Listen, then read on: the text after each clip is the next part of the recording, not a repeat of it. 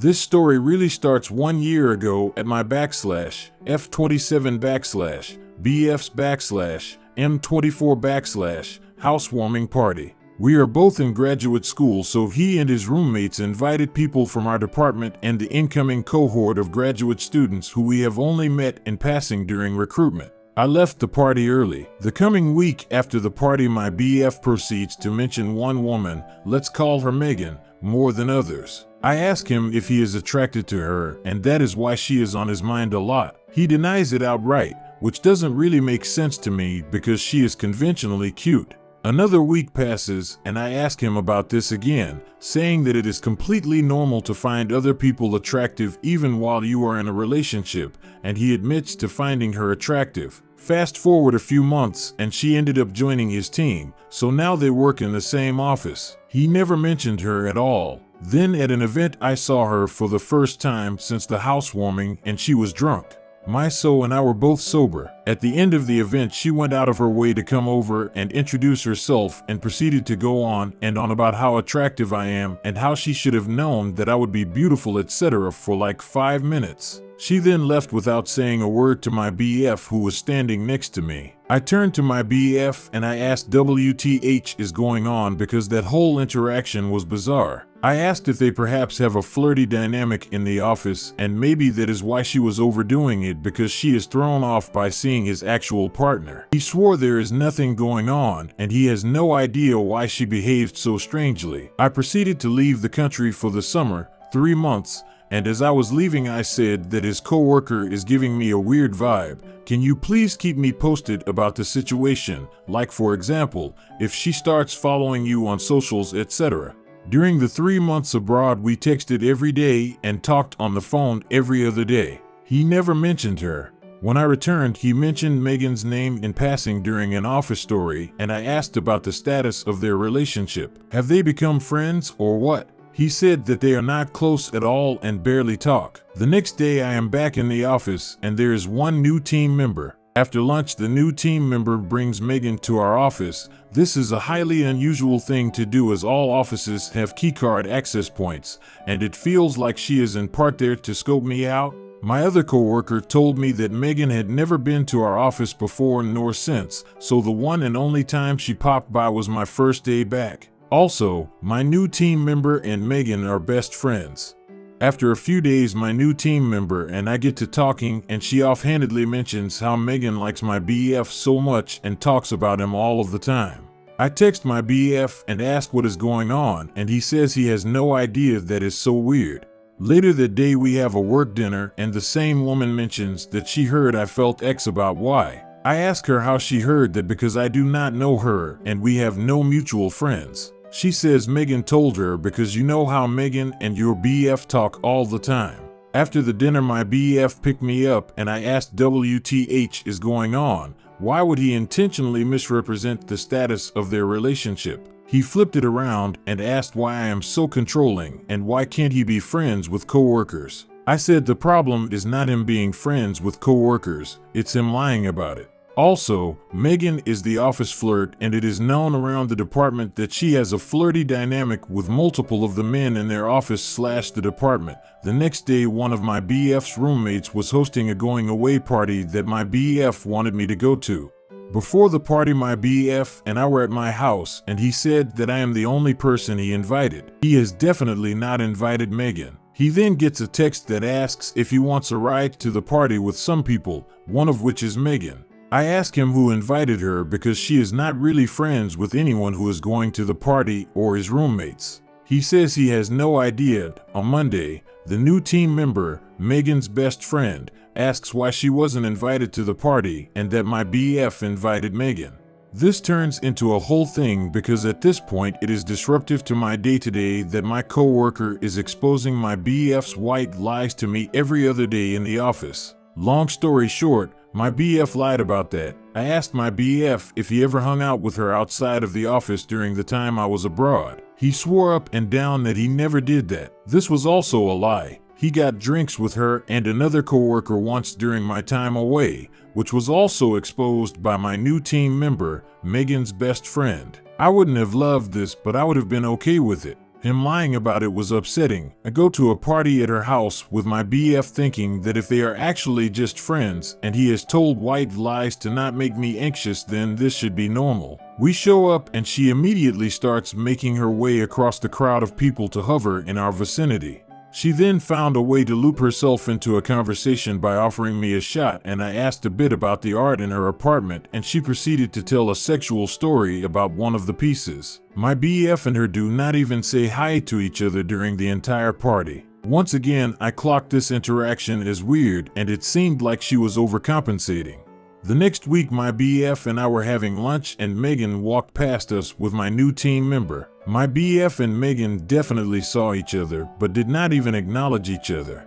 Now I am properly weirded out. So they talk all the time in the office, text, follow each other on Instagram. He never told me she followed him during the summer and only admitted when I asked. And each time she is drunk, she will come up and make a spectacle. Yet, whenever I am around and the two of them cannot say a single word to each other. I know this last part is extra, but my gut instinct is telling me that it isn't normal. I checked their text messages to each other. Violation, I know, but trust was already broken at this point. She was always the one initiating and had a flirty rapport and was clearly contact seeking. She is trying to escalate their texting dynamic from coworkers to God know what. My BF was initially unresponsive to the flirting, but then towards the end of my time away, he flirted back sometimes.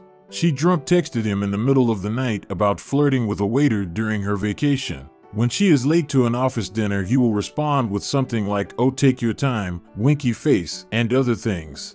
Like it is not sexual, but it is definitely flirting.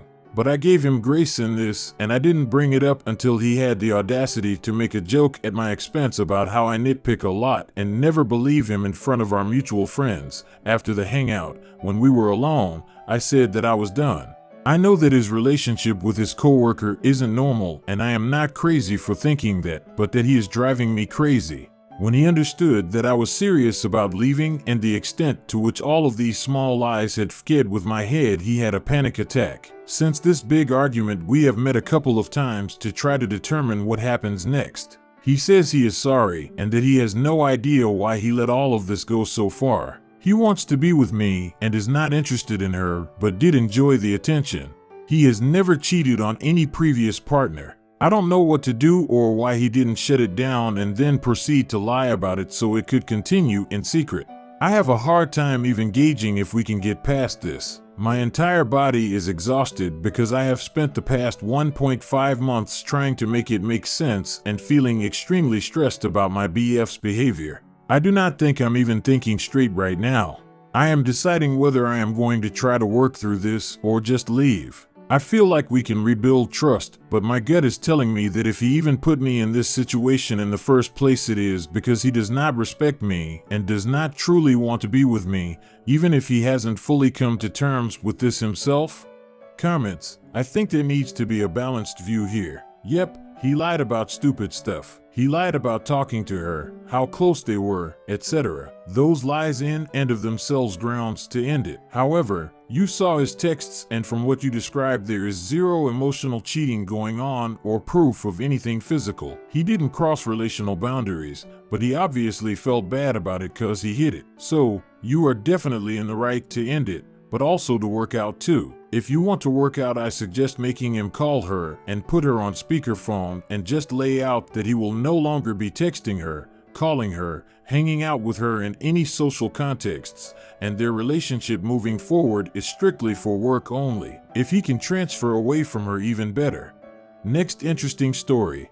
So I was with him for 3 years, and for me everything was fine. We were the classic couple, always together, doing everything together, going everywhere together, and all this stuff just like she wants, and for me it was okay. But everything changed 2 months ago when I discovered that she was cheating on me with one of my friends. After that I discovered the cheating. I don't made any type of scene. I never screamed. I never cried or anything of these things that I hate. I just told her that we were over and we immediately broke up. Of course she tried to change my mind with tears, begged me for forgiveness, tried to hug me, but I always refused because cheating is the only thing I will never forgive to anyone. She spent 2 months on stalking me on social media with fake accounts. She tried to contact me with new numbers and even made all her friends to contact me, but I had always refused to do anything for her. I wasn't even mad, I was just in shock and couldn't believe that she did that to me since I have done everything I could for her.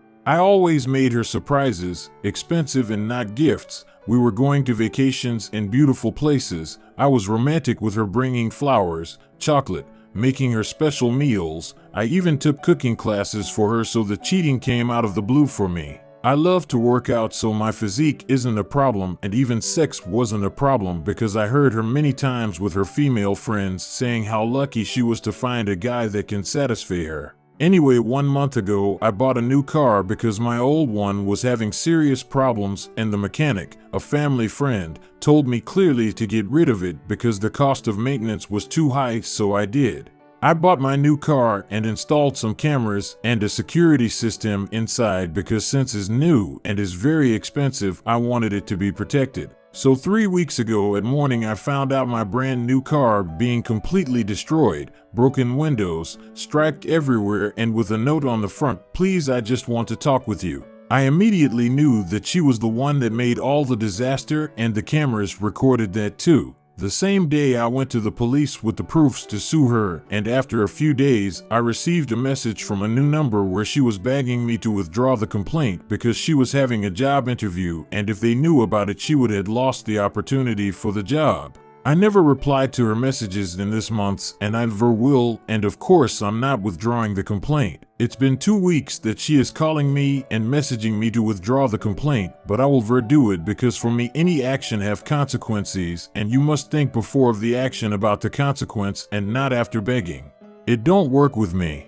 So, at the end, my ex will not have her job and I will have my car repaired, and for me everything is fine. Although she is still messaging and calling me, but I will never change my mind. Comments: you need to get a paper trail of her continuing to harass you and trying to get you to drop the charges. My dad, 62M, cheated on my mom, 65F, while she was dying. Now that she's gone, I don't know what to do. My dad, 62M, is an untrustworthy person. Growing up, he'd always say that he'll never put anything past anyone. Anyone can screw you over. A few years ago, I, 25F, was in a relationship with a person I loved who cheated. My dad's response? Well, baby, everyone is going to cheat on you. If you were to ask him now, he'll claim he never said it. My belief is he was overtired at the time and spoke from instinct rather than filtered thought. I knew he'd been cheating on my mom, 65F, for a while, years, and she knew it too, but told me that she was too old to throw a fuss and stress over it. This last year, my mom was very sick, in and out of the hospital, multiple major surgeries. They didn't have a good marriage and argues all the time, but they were both retired and I'd expected him to be there.